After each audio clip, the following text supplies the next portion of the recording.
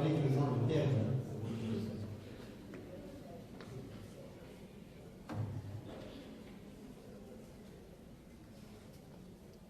Dogo Siagacha, étudiant de Master 2 en Sciences sociales et relations internationales, Université protestante d'Afrique centrale, option journalisme de paix.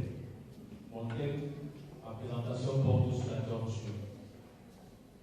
Monsieur le Président du jury, honorable membre du jury, mesdames et messieurs les invités, chers étudiants et participants, 70 ans après la proclamation de la Déclaration universelle des droits de l'homme, il est encore possible au Cameroun et dans plusieurs pays dans le monde que vous sortiez très tôt le matin, comme en ce jour, mais que vous ne puissiez pas revenir le soir, parce que vous avez été arrêtés et torturés.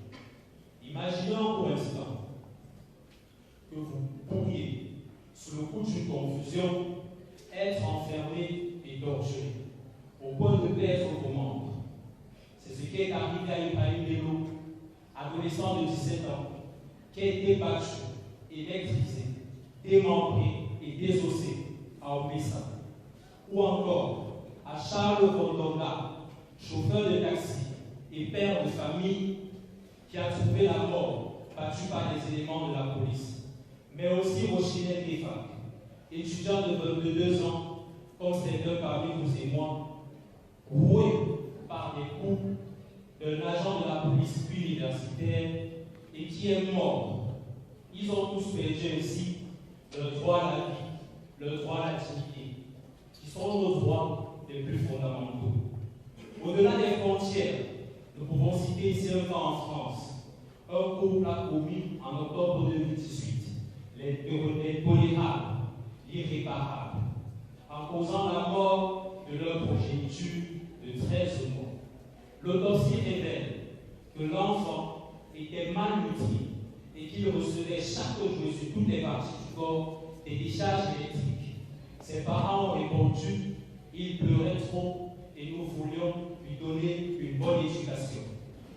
Mesdames et messieurs, la torture est pernicieuse et représente l'une des violations les plus graves des droits de l'homme, contenues dans la Déclaration universelle des droits de l'homme, qui déclare dans son article 5 « Nul ne devrait être soumis à la torture, ni à des peines ou traitements cruels, inhumains ou dégradants. » Selon un rapport d'Amnesty International, près de la moitié de la population mondiale craint d'être torturée en cas d'incarcération ou des avancées, parce qu'effectivement, beaucoup de pays aujourd'hui abolissent la peine de mort, mais aussi les textes et les lois nationales dans certains pays s'inspirent de la Déclaration universelle des droits de l'homme dont nous célébrons le septentenaire.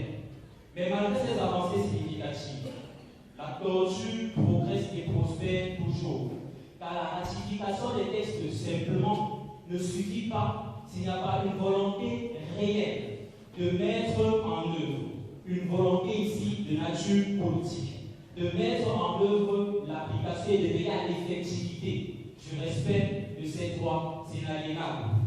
Je voudrais aussi dire ici que chaque fois qu'un individu, quelle que soit la partie du globe sur laquelle il se trouve, est torturé, nous sommes tous concernés. Et chaque fois que nous nous taisons, nous sommes les responsables des traitements dégradants et inhumains qu'il a subis. À cet effet, conformément aux engagements qu'ils ont pris vis-à-vis de la Déclaration universelle des droits de l'homme, les pays doivent veiller à ce que la torture ne devienne pas un code de conduite auprès de leurs agents, mais aussi auprès de leur population. À l'occasion donc du septentenaire de la Déclaration universelle des droits de l'homme, il est urgent pour le Cameroun et les autres pays du monde de réaffirmer leur engagement vis-à-vis de ces droits inaliénables et aussi d'assurer leur imprégnation efficace et efficiente, effective, j'ajouterais, auprès des populations. La coopération entre tous les acteurs est nécessaire pour que cet objectif soit atteint. C'est un préalable pour la paix et un gage pour notre développement. Je voudrais terminer sur cette citation de Nelson Mandela qui disait « Je ne suis pas vraiment libre si je prive l'autre de sa liberté. » Nous devenons donc tous dans ce cas déposséder de notre liberté. Je vous remercie.